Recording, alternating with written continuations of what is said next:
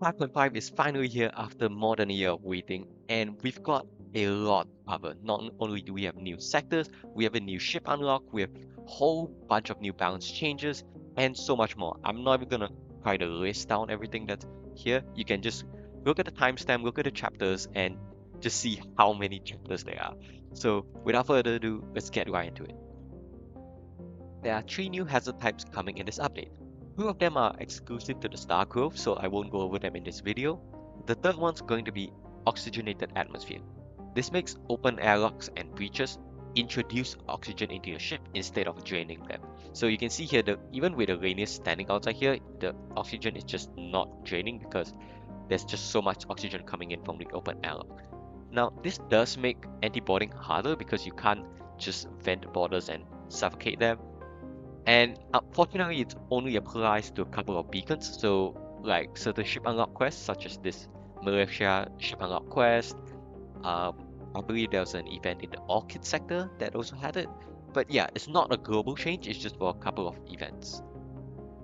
We have 2 new sectors coming in this update. The first of which is a new hazard unique sector called the Star Grove. I won't go into too much detail on this sector in this video. I'll have another dedicated video talking all about that sector. But for now, we're going to look at the second sector coming in this update, which is the Federation Generic sector. Now, previously, we used to have Federation Embassy as the only Federation sector, and it was considered the Federation Unique sector. So in this update, we're going to be able to see Federation Generic sectors anywhere from sectors 2 all the way up to sector 5. So if we enter here, there's a Federation Guard. And the nice thing is that if you enter here and your notoriety isn't too high, you will get 2 free fleet delay, which is nice. You can request support, and while the resources here are guaranteed, it's not a lot. Like, it's a bare minimum. So if you can crew kill them, that's great because the Federation Guard drops quite a nice weapon. I think you can roll anything from a Burst Laser 2 to a Hull Laser 2, or I think Energy 2, all sorts of good weapons. But yeah, I mean, we look at the rest of the sector, it's pretty generic as far as generic sectors go. Like, there's a couple of events that used to be in Federation Embassy sector that have also been brought into this sector. And they've also written quite a lot of new events for this sector as well. After playing with this sector for a bit in playtesting, I found that it was pretty profitable. Like, there were a lot of item drops and especially a lot of opportunities to get laser weapons, for example. So I'd say this is definitely one of the best sector 2s to look out for, maybe even one of the best generic sectors to look out for in general. We have 6 new Renegade Cruisers coming in this update. 3 of them can be found normally, and 3 of them can only be found if you activate the secret beacon. I'm gonna show you guys the layout that they use on Extreme and what Renegade loot they drop. So first of all, we have the Coalition B, which is the anti-coalition gimmick. They have shells, free mantis, crystals, and dustbringers. Now this seems to be a boarding mind control ship, and they also feature augments from each of the species. So let's just quickly show you what loot they drop. Okay, and this is actually the first Renegade to ever drop an augment. So we can see here, it's essentially a mix of the 4 races that we just defeated. So you've got 3 stacking points of energy shield, we've got not really crystal vengeance, but more like energy vengeance. You've got 40% chance of releasing energy projectiles when you take damage, and you can get a 50% flat boost to everyone's crew damage. So not the most splashy augment, but it'll basically always be quite useful, so that's a very good thing. The next Renegade boss is going to be the Warlord B Cruiser, or the Confederate B. And this looks like a hybrid of a boarding ship along with spore launchers. They also do send out a boarding drone to fight you. Yep, there we go, that's a boarding drone. So, and the loot they drop is a Warlord drone in a sense. So there we go, Foreman drone. Let's take a look. So this drone, it's kind of like the Warlord boarding drone, except instead of actually fighting enemies, this one keeps deploying bombs on the spot. I believe the cooldown for the bomb is like 8 seconds. So every 8 seconds, this will drop a bomb that deals 1 system damage and 30 crew damage to enemy crew. It's not bad, but at the same time, it's probably going to suffer from the boarding drone issue in the late game, where if you land in a bad room, it'll take forever to get to the right room because of all the upgraded doors. So it's situationally useful. Yes, they did in fact give the funny Leia ship a Renegade boss encounter. So this is MV Rebel C, and it's also a beam ship, just like how the player version was meant to be, except this can be dangerous because they do come with two combat drones, a Mark II and a Mark I. It also has a burst laser too, and it has level 2 hacking, so if this lands on your shields, that could be pretty rough. But let's go ahead and see what this drops. Okay, it drops the Chaos Beam, and this one, it it's kind of like a light laser in the form of a mini beam, whereby it's 1 power, charges very quickly, has a very small swipe length, but just the fact that it charges so quickly allows you to deal a lot of sustained damage. And just like a light laser, this will work best when you have a way of keeping shields down for a long time, but this has a lot of damage potential for a 1 power weapon, so it's alright. It will fit in certain builds, but not with many others. Now we're moving on to the Renegade bosses that are locked behind the mysterious beacon, starting off with Angel B. And just like the player variant, this is centered around utilizing the Grey theme. It has ions to help out, and a random firebomb for some reason. It also has hacking and cloaking and mind control, but it's not actually that dangerous of a Renegade. Like, it doesn't really find a good way to kill you in a sense. So anyways, let's have a look at what loot they drop. And this weapon is pretty fun, I have to say. So it's essentially a halberd, but instead of dealing system damage, it actually hacks the systems it hits for 6 seconds. And oh, the thing is, you can't actually hack a system if you already have your own hacking system latch onto it. That means you can't just stack one hack after another. Still, I think it should be pretty fun because this allows you to hack multiple systems at the same time. Next up is the Hektar C Renegade. And just like the player variant, this one uses 2 mod missiles and well, it doesn't use 2 mod lasers on the player variant, but I guess they didn't want to give it too many missiles. So just like other Hektar encounters, the only really dangerous thing are their weapons. The mind control is not that dangerous and they only send you 1 boarding drone. So yep, that's the one. Now let's delete them and see what we get. And it's actually a modular weapon, which is pretty neat. It's a brand new one, a modular missile charger. So whenever you defeat this renegade, it does come pre-installed with a random module. It can be attribute or status. At base form, it's kind of a in-between of Pegasus and Hydra, whereby it takes 2 power and can charge up to 4 shots. Now, being a modular weapon, you can put 1 attribute or 1 status module onto it to amplify its effects. And just being a charge missile, it should be quite a bit more flexible than all of the other existing modular weapons. Now let's move on to the final Renegade boss added in this update, and that's going to be Morph B. This Renegade arguably has the most dangerous loadout, but it also gives the best Renegade reward. So the Technopath variants are actually fixed, so on Extreme there will always be a Doctor Drone and an Ion Intruder Technopath ready to board you next. And their drone system is quite big as well. So you can see here, they do send out a boarding drone, they have an anti-missile drone, 2 combat drones, hacking drone, all that stuff. So it actually gets quite overwhelming if you don't handle them appropriately. But yeah, let's show you what they drop because it's pretty nice actually. It's Symbiont. So this allows you to transform it into a bunch of different drone schematics, but there's a catch. And it's actually a good catch. So these are a bunch of the drones which you can morph into where you don't actually need the base drone itself copy of. There are certain drones like the ancient drones and omni drone that you can only copy if you actually have the drone itself. Like for example here, I can copy these three. I can't copy Ancient Plasma because I don't have it. So you need to have the drone itself. But here's the very cool thing. So let's take Amp Flag for example. Amp Flag normally takes 4 power to run. Symbiont only takes 2.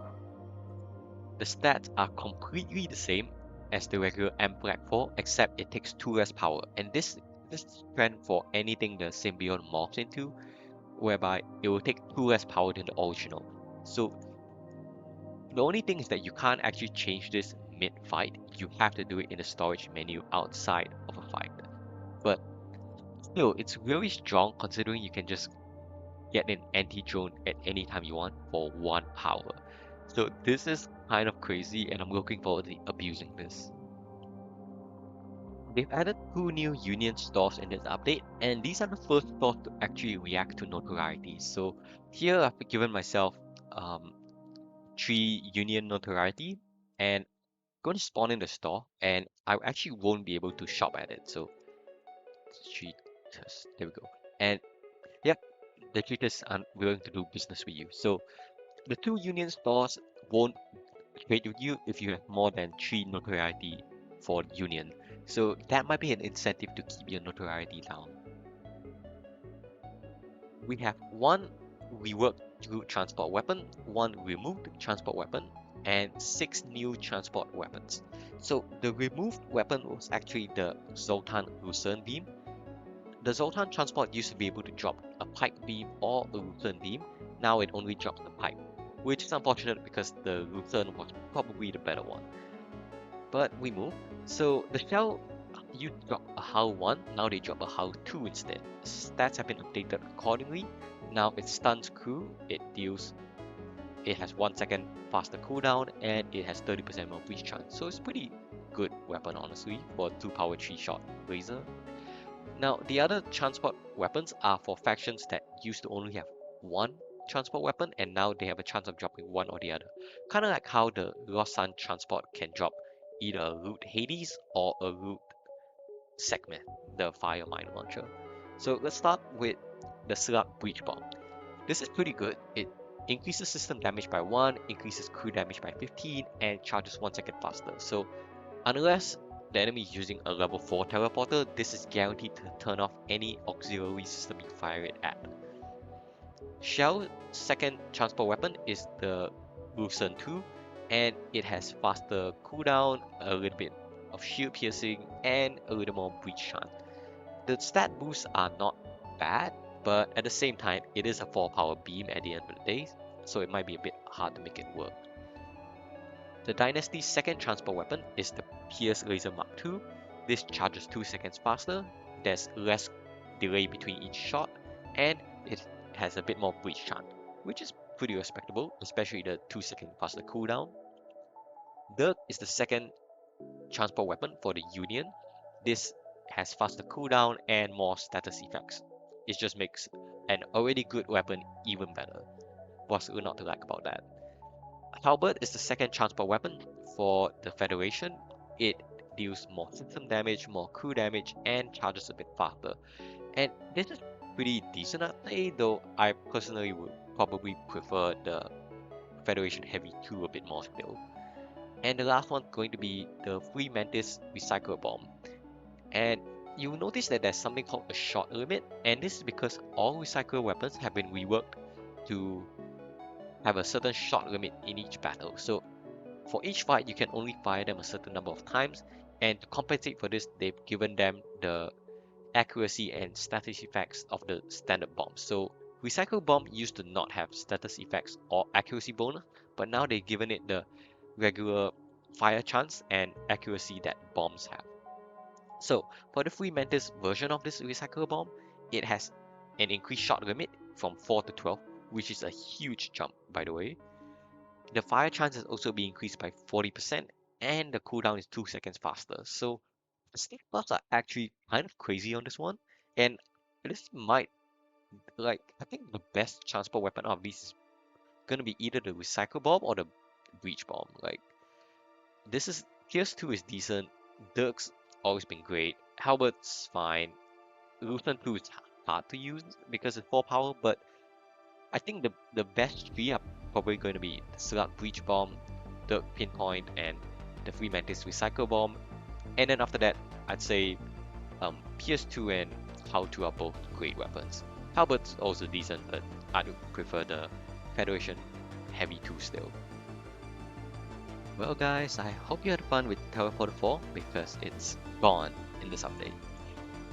It's only gone for players, however, because it is still available on MFK Flagship on Extreme and Silver on Extreme. So enemies can still use it against you in those specific encounters, but you yourself, you don't have access to it anymore. So a big sad for that. But in its place, we have a new Teleporter internal upgrade, as well as 3 other internal upgrades for other systems.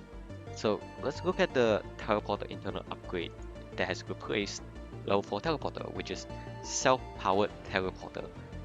This provides full power to the system, and full power stays there constantly. So right now I have 3 power in there, but if I get the upgrade, it frees up all my power bars. And so you can see this is essentially being 3 reactor power because it stays there, it doesn't change regardless of whether you walk a Zoltan or an augmented through the room. And I think that was one of the complaints people had, like there was a bunch of micro where you had to repower the teleporter after you boarded with Zoltans, or more commonly you boarded with augmented, and then the teleporter will get depowered. But now that's not going to happen because teleporters always lock to 3 power. So it essentially replicates the free reactor that Teleporter 4 provided without giving you the ability to zip all your crew in and out and ignore teleporter size limits. Now, there is a minor downside to this in that if an enemy hacks your teleporter, you won't be able to depower it to cheese their hacking system. But it can come into play in some situations, but it's not that big of a deal usually. Additionally, you need to have teleporter upgraded to level 3. You can't install this internal upgrade until your teleporter has reached level 3. And the other internal upgrade, one of which is for piloting. This was shown in the Sneak Peeks channel a while ago. Expanded circuitry. If you have crew and drones which provide bonus power in piloting, they will instead send it to engine. So I can upgrade this right now. And if I spawn in a Zoltan, let's say, so engines is now powered by a reactor bar. Once I bring in a Zoltan, it's now being powered by the Zoltan in here. So that's nice. The other internal upgrade goes to mind control, and it's called Neural Kill Switch. This gives you an ability on the enemy crew that you mind control, and it allows you to activate it, which will instantly deal 45 damage to the crew you control. So this is useful for when you are trying to end a fight, but the last enemy crew is currently under your mind control, so you'd have to wait for the mind control to wear off. But now you can just instantly deal 45 damage to them, and so that might help you end fights sooner. Sometimes you'd also want them to trigger a death ability, for instance, like maybe you control the Peacekeeper and you want them to activate their Ion on death. This will also help for that. Now, there was another internal upgrade. Right, it's for artillery. I don't have it pulled up here. Actually, let me just scoot right over to an artillery ship and I'll show you what it is. So the artillery internal upgrade essentially allows you to aim your artillery, and you do need it to be max level if I'm not mistaken. So artillery targeting override, 60 scrap 10 missiles. It's pretty expensive, and here we go. Allows manual targeting of artillery, but improved precision increases the charge time by 50%. So in a sense, like, yeah, if I upgrade all the way up to max level, then I'll be able to install it. And for comparison, you can think of it as if you have level 4 artillery and you power it all the way up and you're aiming it, and you install aimable artillery, that's the same thing as having just 3 bars in artillery and not having installed the system. So that's the rough speed comparison for you to consider. It's alright. I'd say it's decent on certain ships, especially like Obelisk A and Obelisk C that would just completely wipe the floor with any system it hits. So it'll be good on certain ships, but certain ships like Rebel A, they kind of use the artillery to help break shields, so it may not be as good in those situations. We have some lab upgrade changes that will be affecting the humans, the orchids, and the ghosts. So let's start off with the human. Their existing labs are not being changed in any way, it's just that they now have a new secondary lab upgrade called Martyrdom Instinct. And what it does is it makes your regular humans be prioritized first in crew loss events. That means your default stock humans, not medics or engineers or any specialization, those guys will be the first to go if there's a crew loss event. And this means like normally if I have a crew loss event, well, Sylvan's protected, but it'll normally choose one of my 3 crew at random. Now it will always take the human first.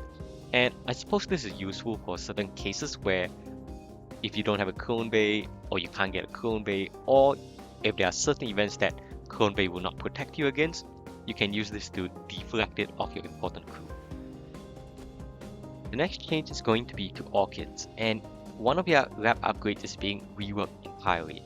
And this is because Orchids have a new feature where they can actually provide O2 on a ship that does not have an O2 system. So if you port an Orchid into an auto ship, they will eventually manage to fill the room with oxygen.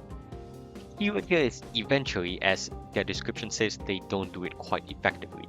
And that's what the new lab upgrade is for. So if you go here, anaerobic synthesis, pretty cheap, and it makes Orchids give a lot more oxygen on ships that do not have life support. So that means if you port an Orchid into an auto ship, the room will be filled much quicker than before. And this is actually replacing a previous lab upgrade called, what was it? I believe it was Petrified Wood. I kind of forgot what upgrade does, but just know that that's gone and this has taken its place. The last change is going to be to Phantoms, and it's a pretty big one because as you can see here, Non-Corp is now a secondary lab upgrade, and it only applies to Phantoms. That means it won't affect the Vagabond variants now. Additionally, the effects have also been changed. So instead of having the Phantoms be unable to fight permanently, it only applies when they use an ability that lasts about 8 seconds and has a cooldown of 30 seconds. Additionally, the crew damage reduction that they used to have is now being removed. So instead of taking 50% less damage, they will take normal damage even while the ability is active. So apart from that, the effects are roughly the same. So at the start of each fight, this ability will be reignited, so you can jump in, activate the ability, and your ghost will suffer for 8 seconds, after which they'll revert back to normal form and have to fight crew normally. So that's pretty big enough, considering the fact that you now have to not only get the regular lab, you also have to get the lab upgrade, and it only applies to one type of ghost, and you no longer get a damage reduction, and it only lasts a certain amount of time. So yeah, I'm quite interested to see how this will affect the meta for ghost ships. I imagine this may fall out for some of them, especially if they don't start with an abundance of regular ghosts. And taking its place as the third primary lab upgrade for ghosts is aerodynamic gases, and this doubles their movement speed at the cost of reducing their sabotage by 25%. So, I mean, it's useful on certain cases if you have a large area to cover and you kind of need your crew to get around to prevent the enemies from breaking stuff. But other than that, it's just alright. I suppose the main thing, the one upside about Non-Corp being a secondary lab upgrade is that you can now pair this with one of the other lab upgrades. So you can now run chemical proliferation alongside Non-Corp. But yeah, overall, really happy with this change, and it will be interesting to see how it works out. This next change is a massive quality of life improvement, at least for some ships like Lotan A, and it's the instant heal and clone functionality. So this used to be an add-on made by Chushi, however the MV devs have decided to integrate it into base Multiverse. So I bring my guys back here, and if the ship isn't in any danger, such as it's not at a hazard, it's not at inside a fight currently, then you can enable it if you go into the toggle menu, and right here toggle instant clone heal out combat if I take that. And now as long as I power my med bay, it'll just heal my guys right back up full. And this is really, really nice because now I don't have to just do a massive med bay walk anymore. I can just leave them in there. If I'm in a safe position, pop med bay up, heal them, get right back into the next beacon. So I really, really like this change, and I'm sure a lot of people will appreciate it as well. Now, based on the patch note, it seems like there's only 2 balance changes for drones, one of which is the Wonder Drone. Instead of being configured at the start of the fight to fire a random projectile, now it fires a random projectile on every single shot it fires. And the other nerf is to Surgeon. It used to attack at, I believe, 50% faster, and now it just attacks at normal speed. So slight DPS nerf, it should still be a pretty decent drone. And I think there was only one augment balance change. Let me see if I can find it right here. It's to one of the most forgotten augments in the game. It's to Fuel Conserver. So in the past, this used to generate 2 fuel cells whenever you jump to a new sector. Now it can generate anywhere from 2 to 5 fuel cells.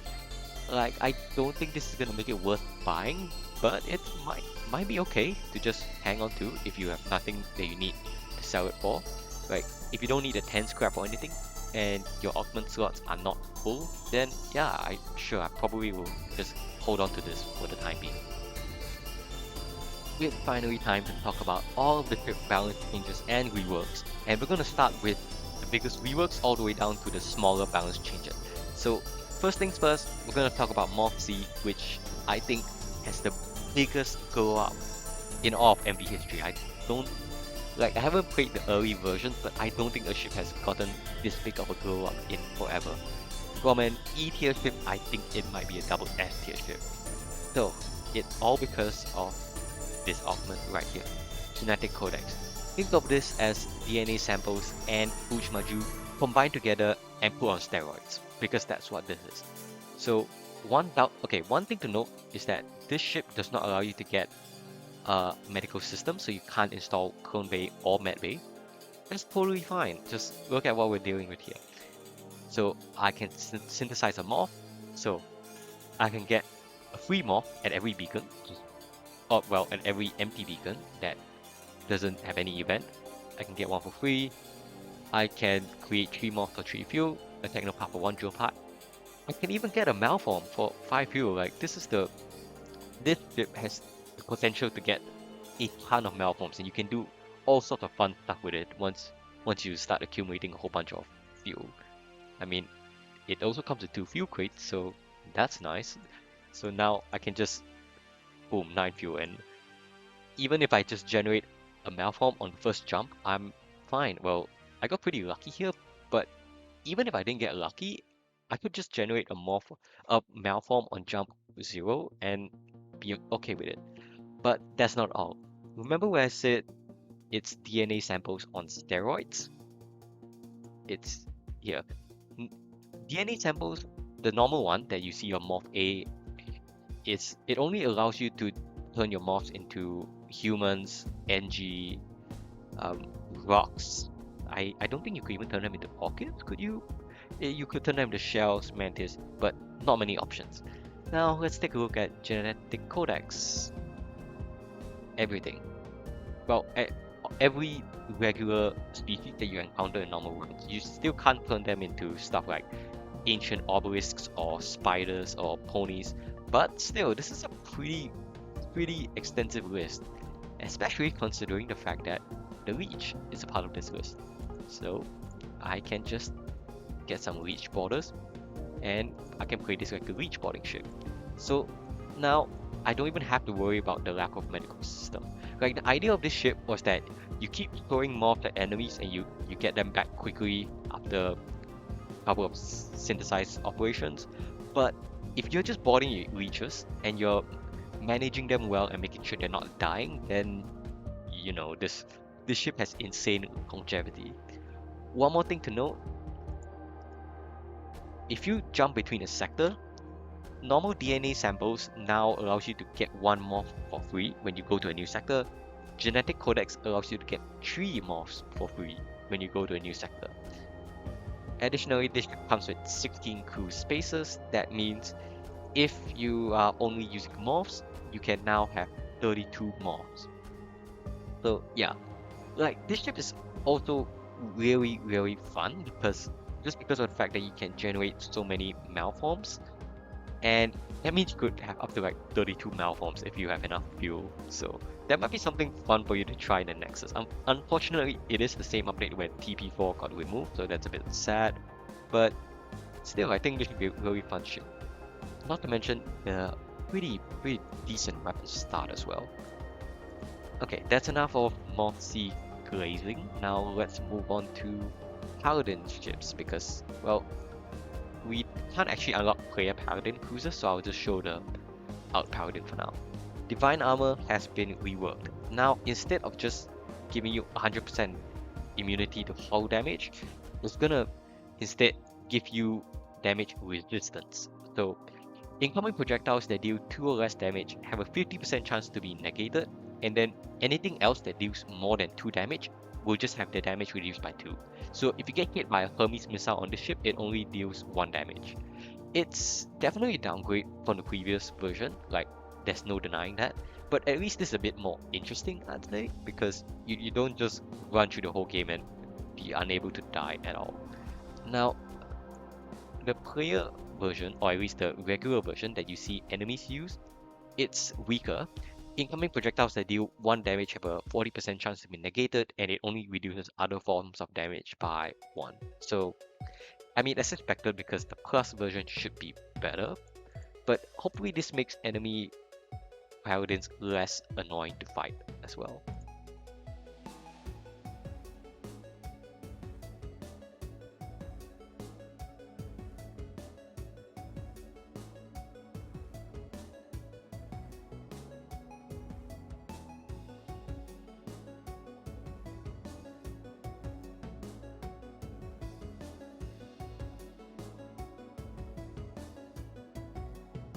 With the big reworks out of the way, let's look at all of the smaller balance changes. So I'm just gonna go page by page because that's how I have them arranged. Let's see. First up, we have Federation C, who is now getting. Let me have a look. Okay, it now has an additional defense laser, and artillery starts at level 2 instead of level 1. I don't think this is gonna make it an amazing ship just because the Lost Sun also got nerfed, so Teleporter's not really that strong of an option anymore. But I mean, it's alright. I don't think it's gonna make it that much better. Now, Stealth C had an interesting change. Like, it now has 1 more door level, but 1 less sensors level. I'm not sure why this change was made, but it happened. Engineer A got a very nice buff. It now starts with a Combat 2 drone and 5 more drone parts. This is huge because now you don't have to worry about finding offense for the Sector 1 exit elite. You can, or at least you don't have to find a new offense for any 2 shielded enemies because you can just activate both drones and use the side beam to help take down. So this is a very nice change. I played around with this for a bit. It felt very good, so I'd encourage you to try it out. Engineer B also got a pretty nice buff. It now starts with 1 more shield level, 1 more weapon level, and 1 more door level, as well as gaining a defense laser. And this also helped the ship's main weakness of being just a lot poorer than other boarding ships, and it also allows the ship to damage enemies through 2 shields. So both Engineer A and Engineer B got huge buffs in the fact that they can now damage 2 shielded enemies. So very nice buff as well. I think this will bring Engineer B up to the same level as most of the other boarding ships, which are hanging around the B tier. Alright, next one, MFKA now has 4 weapon slots instead of 3. Underrated change. I think this is actually gonna be quite good for the ship. Like previously, pairing something with Charge 2 could be a little bit awkward because getting 2 burst laser once was great for early game, but late game it kind of fell off a bit. But now you can just run 3 burst laser once and kind of steamroll everything. What else do we have? Okay, that's it for this page. Ah, Root B. They did something about this. I think the med bay used to be here, where the engine. I think they swapped the room of the engines and med bay. I believe that's about it. I don't think that's going to change much. Um, Spider Hunter C. Oh, it uses the normal torch variant now because now that torch got buffed from 2 power to 1 power, the power efficient version didn't really need to exist. So that's fine. Let me see. None on this page.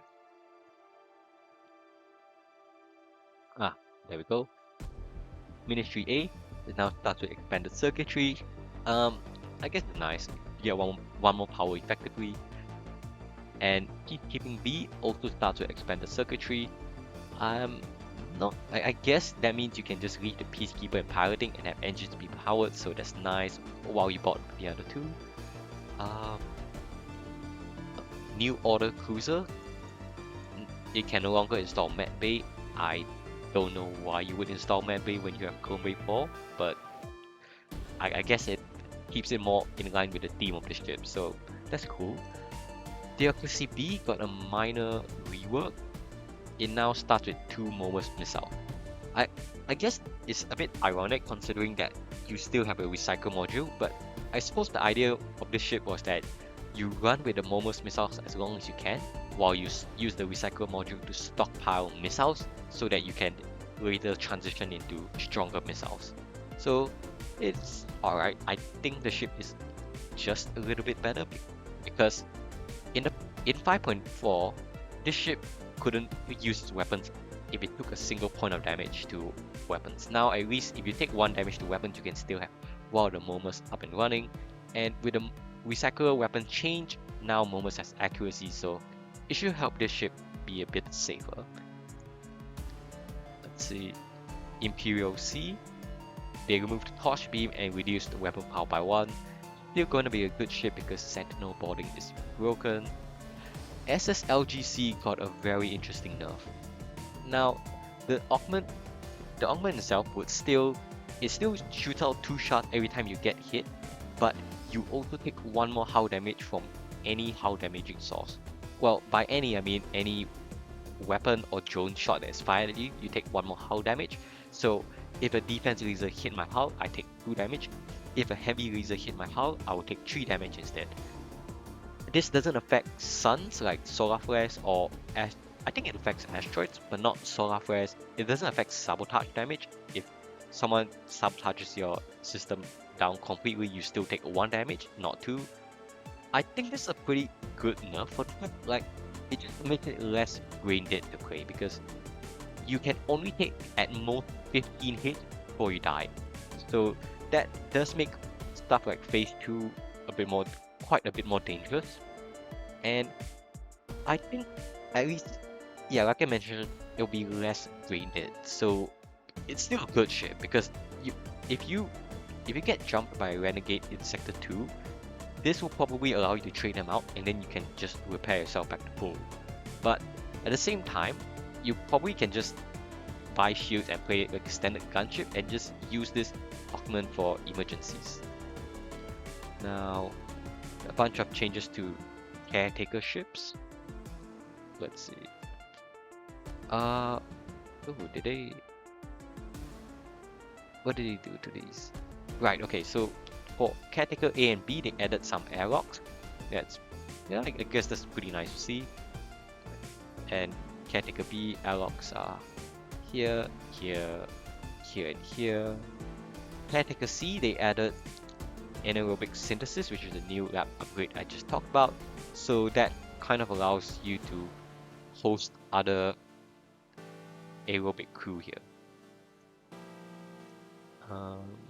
That's it for this page. Now, shells. Oh, then all of the shell variant got changed a bit. So, shell A, instead of having a conservative bomb, it now has a stunner 1 ion. It also has 1 more reactor power, 1 more engine power, and 1 more weapon power. So it might be a little bit better just because now you can take 1 hit in weapons and still have the how to up and running. But yeah, Contemplate Bomb was a good weapon, so we'll see how it goes. Shell B, instead of having a Spore Launcher 2, it now has Spore Launcher 1, and it lost 1 weapon level. Still gonna be good because Guardian Boarding is broken. Now, Hektar C, instead of having a single Torch Beam, it now has an Iron 1 and an Analyze.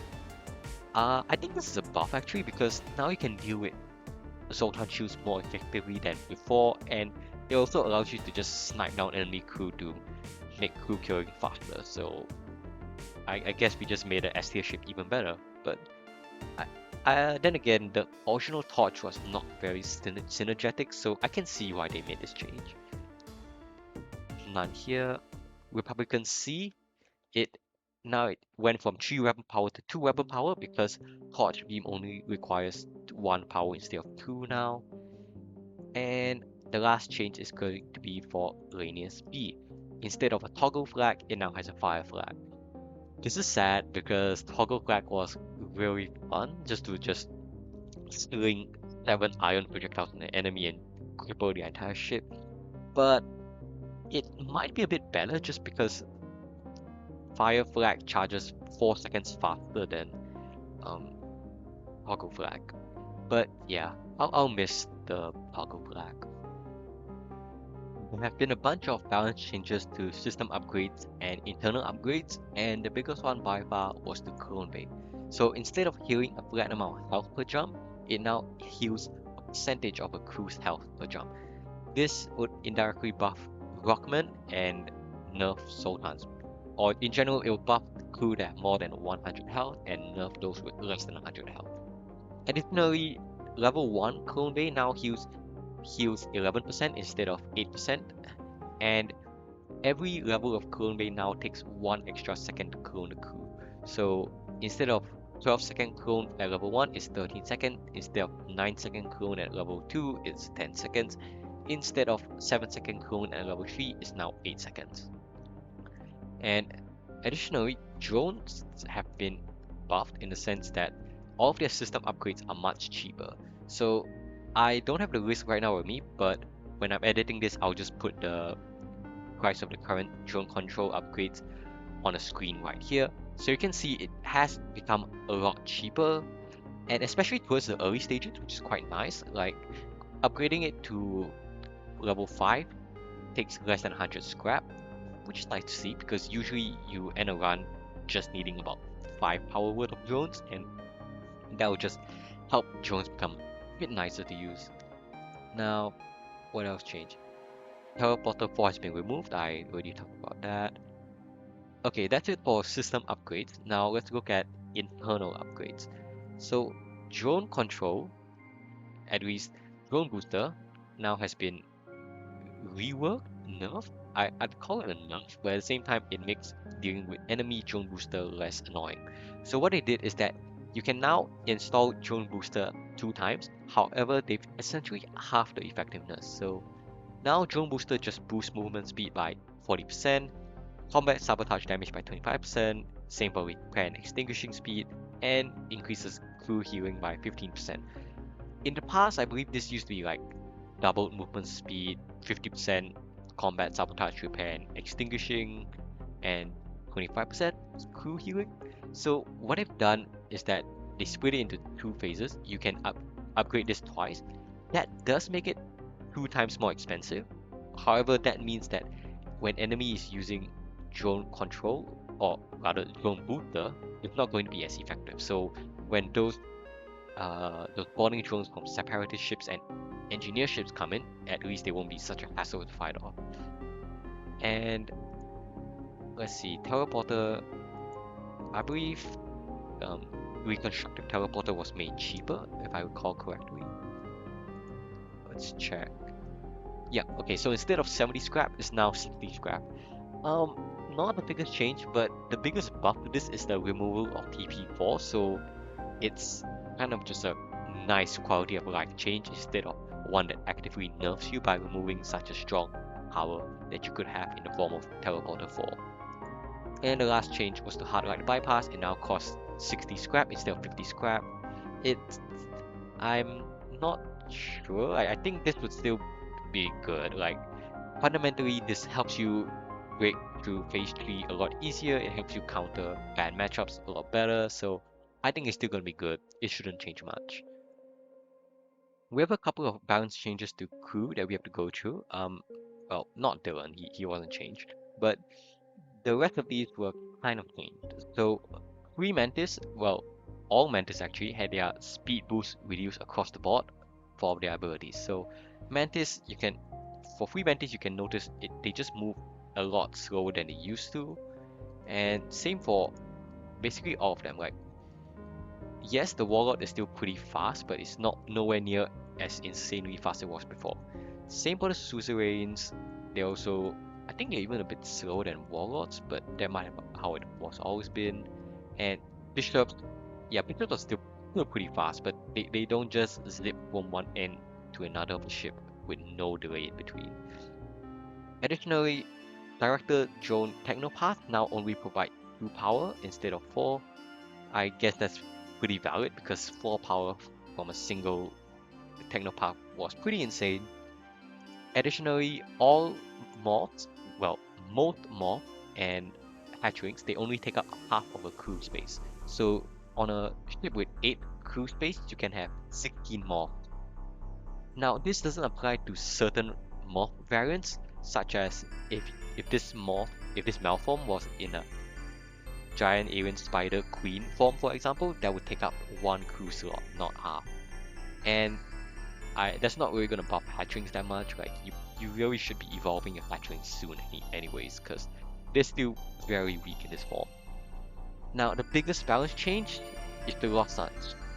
Instead of activating their ability and instantly starting a fire, now instead you're going to mark a room, and the mark will stay there for 12 seconds, and while the mark is active, all your Lost Sun crew will try to light fires inside it. So you can see how this goes. If I activate it right now, there's a new meter that fills up next to them, and this automatically triggers. So every 2 seconds, they will have a 30% chance to start a fire. So let's see. Okay, so that was 2 seconds passed, and it rolled the 70% chance that the Lost Sun wouldn't start a fire. So we go again. Nope, still no fires. And so it kind of just keeps going. So with the mark lasting 12 seconds, you essentially have 6 chances at a 30% chance to start a fire. So this this attempt to mark a fire thing will start 6 times, and each of the 6 times it has a 30% chance to work. So let's see if it'll work. Okay, there we go. So finally on the, I think this is the 3rd or 4th time, the Lost Sun rolled the 30% chance of starting a fire, and a fire was started successfully. Now, overall, this is actually a pretty big nerf to single to boarding ships that only have 1 Lost Sun, because there's a distinct possibility that no fires will start at all. Well, in this case, it started, but I have practiced a couple of times in just playing around with this, and there were times when no fires were started even after all 6 attempts, and that's bad. That's because you can just put your son in a room, and before you could just start a fire guaranteed to burn a system down, but now you could just put them in and nothing comes out of it except your son might just die because there were no fires to support them. So I don't think this will nerf two Rossans too much, because if you have if you have 2 Rossans, for instance, and you activate one of your abilities, then both of them, as long as there's a mark in the room, both will try to start fires. So essentially this allows you to double the duration of your mark, because you can activate the ability one at a time. When this mark runs out, then you activate the other Lost Sun's ability. And that's why I say it won't be too bad if you're boarding with more than 1 Lost Sun. But if you're boarding with 1 Lost Sun, the delay on fires and the probability that you may not start a single fire is a bit too great to ignore. So I kind of like this change, but at the same time, it does make it a bit too RNG. I suppose one favorable thing to mention about this is that it's possible for your Lost Suns to start fires even after there are already fires in the room. So, because when the fire is running, or at least when the mark is still active, nothing stops them from trying to make more fires even when there's fires in the room. So it is possible for them to start fires and then immediately light even more fires and overwhelm the room quickly. But then again, you need to consider that the chance of that happening on each mark, or at least each cycle, is only 30%. So yeah, overall, I think it's a nerf to one-man Lost Sun boarding parties, but it shouldn't change much for two-man Lost Sun boarding parties. Alright, now time to go over all of the weapon balance changes coming in this update. And there's a lot of them, so I'm not going to elaborate on most of them. I'm just going to list the changes down as we go and let you know whether it's a buff or a nerf. So, alright, let's start from the beginning at lasers.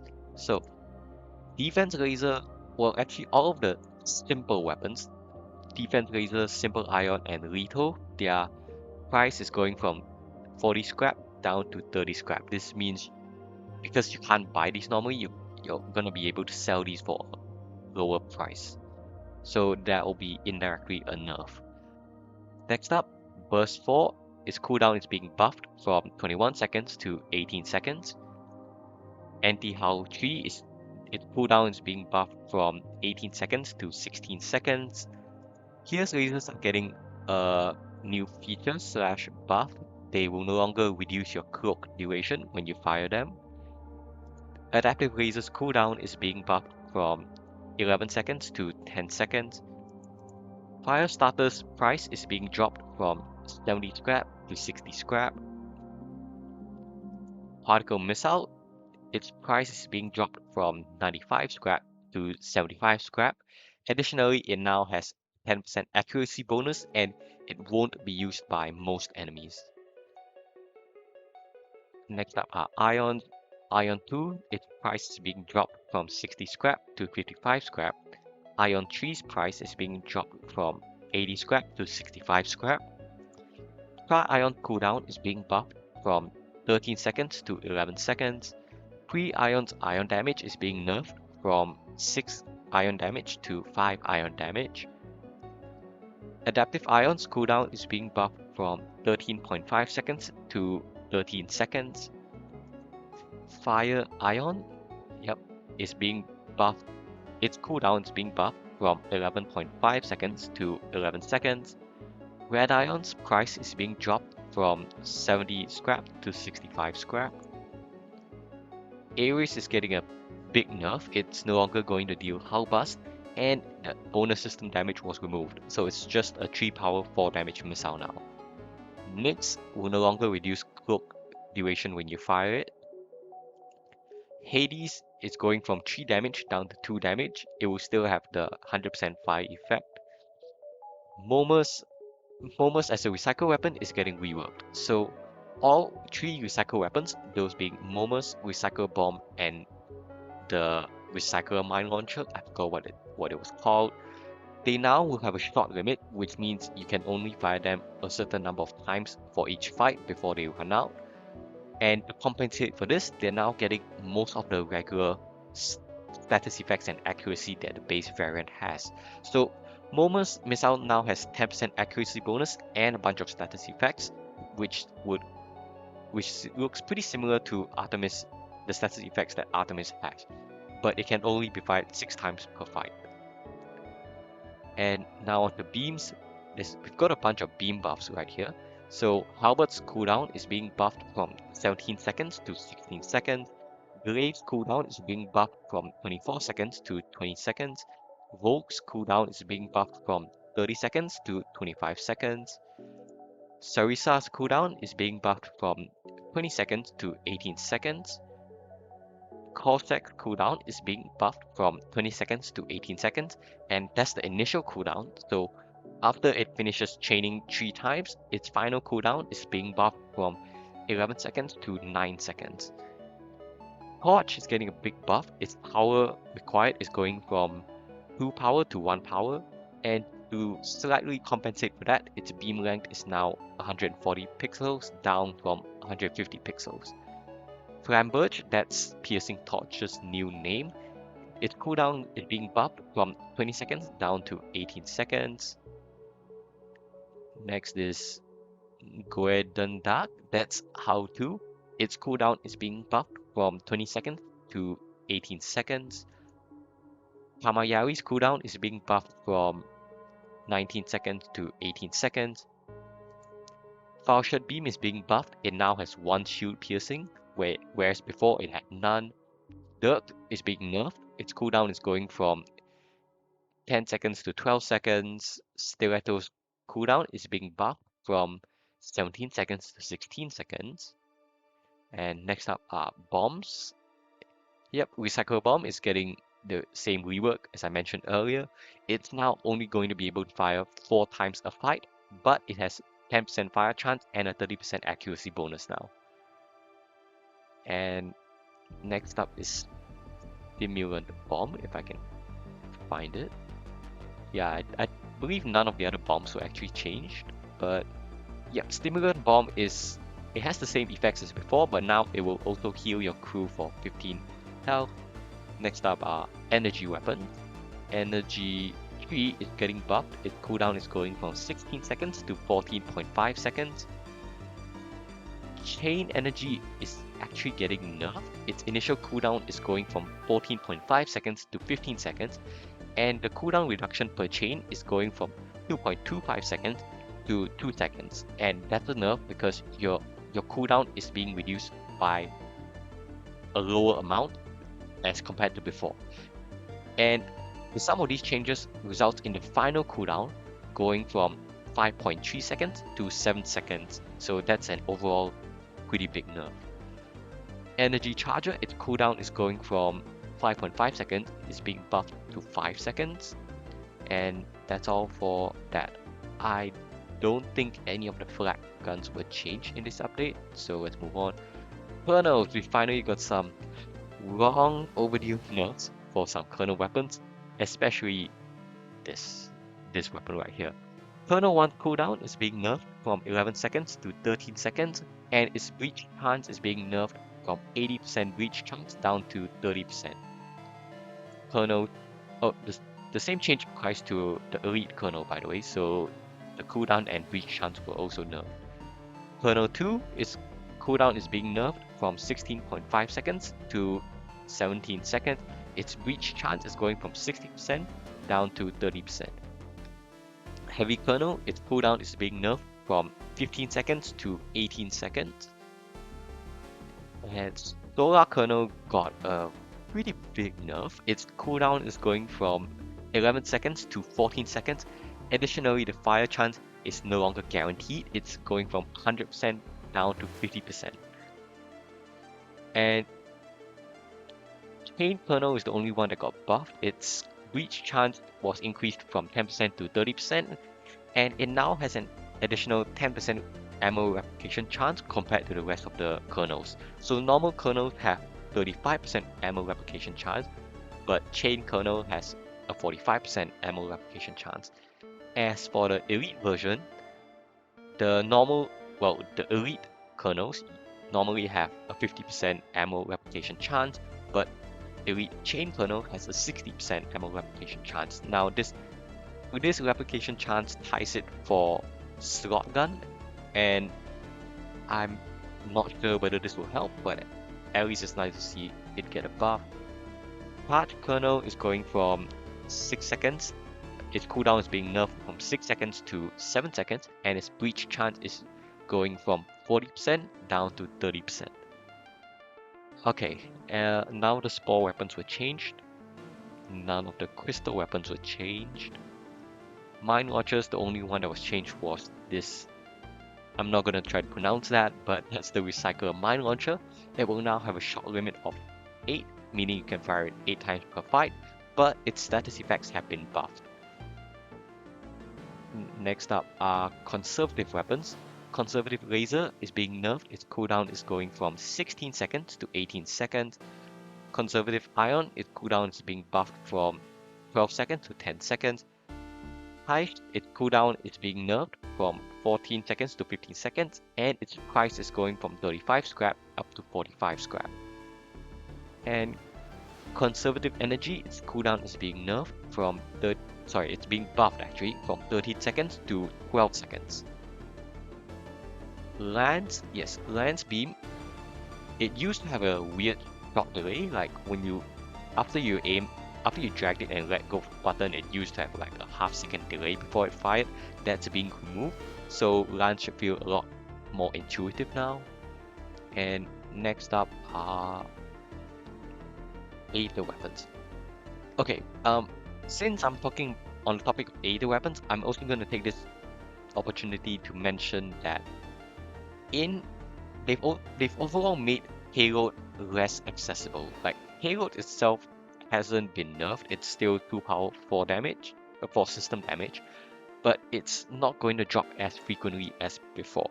So at the guard, the augmented guard, normally you could buy a payload for, I believe it was 70 scrap. They've replaced that with a Purifier 1 now.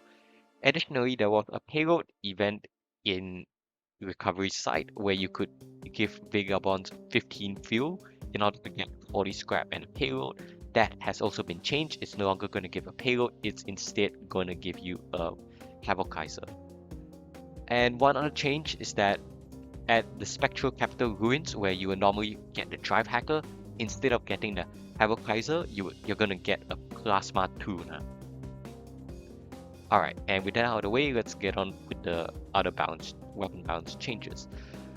Eradicator 2, its cooldown is being buffed from 24 seconds to 21 seconds. Eradicator 3, its cooldown is being buffed from 32 seconds to 27 seconds. Now, I believe this also extends to the Royal version. Yep, so Royal Eradicator Mark 3 is going from 32 second cooldown to 27 second cooldown as well. Additionally, Purifier, where is that? Purifier 1, its cooldown is being buffed from 18 seconds down to 14 second cooldown. I mean, normally you can't find this unless you're going through ending, or if you buy it from the augmented guard, but this is a nasty weapon to have in a normal run, like 3 power, 14 second cooldown, 5 system damage, but yeah, it's a shame you can't really use it that much outside of true ending. Purifier 2, its cooldown is being buffed from 20 second cooldown to 17 second cooldown. The Royal version was buffed as well. Yeah, so the Royal Purifier is going from 18 second cooldown to 14 second cooldown, making this is a really fun weapon. I tried it after looting the Royal Transport. It was a lot of fun. 3 power, 14 second cooldown, and 7 system damage is nasty. Okay, that's it for Aether weapons. Now, Nexus loot, only one of them was changed, I believe. Yeah, Beyatch Beam, to reflect the Vogue buff, it's going from 30 second cooldown to 25 second cooldown. Next up are event weapons. There we go. Cyclopian Beam is being buffed. Instead of dealing 45 crew damage, it's now going to deal 60 crew damage. So now it will be able to two-shot any of the standard 100 health crew, such as humans. That's it for event loot. Now we're looking at transport loot. Right. I think there were only 2 changes actually. Where is loot areas? Right, okay. So the coalition loot weapon with Ares missiles, it will no longer reduce cloak duration if you fire it while cloaked. And the cultist piercing torch loot, instead of piercing 10 shields, it will now only pierce 3 shields. Still a lot, but it's not a free win against certain enemies.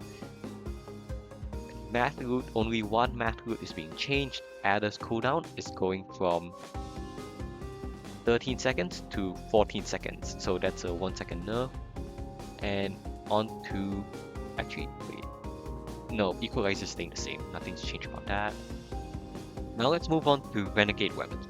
Sukiari is getting cooldown buff, it's going from 22 seconds down to 18 seconds.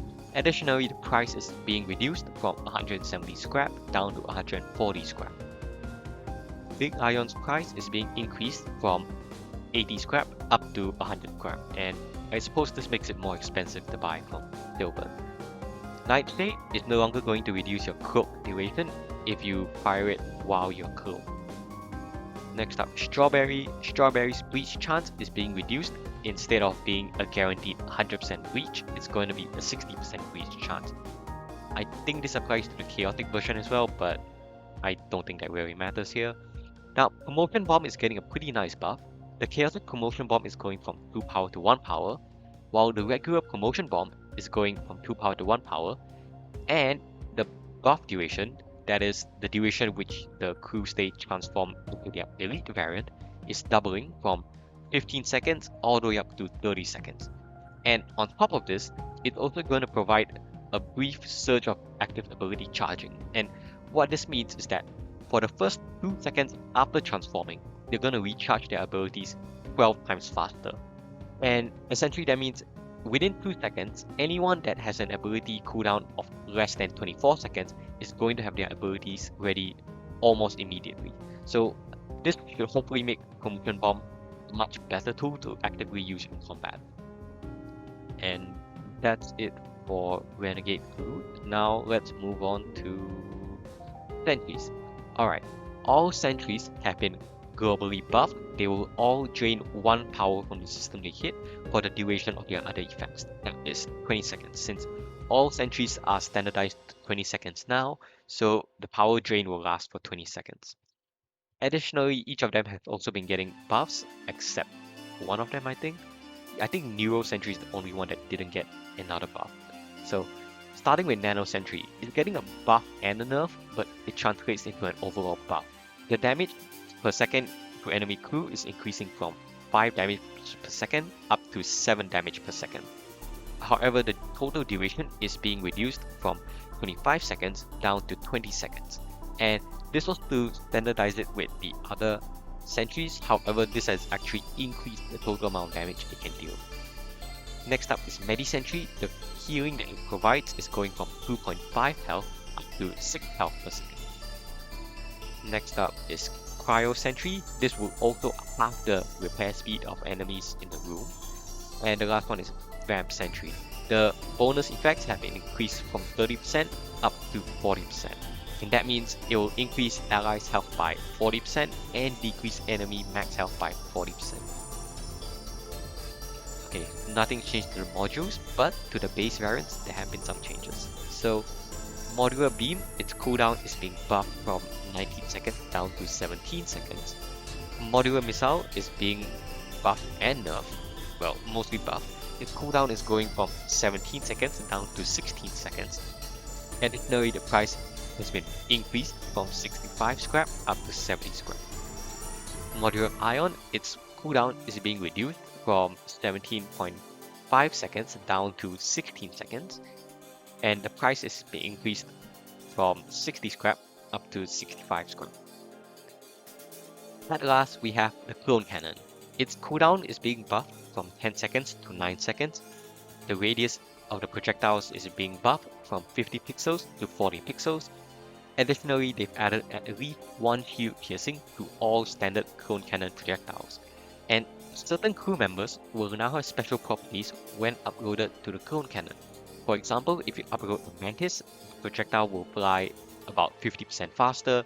If you upload a Crystal, they will pierce 2 shield layers instead of 1. And if you upload a Phantom, they will pierce all shield layers instead of just 1. And these are just a couple of examples. There's a couple more, I'm pretty sure.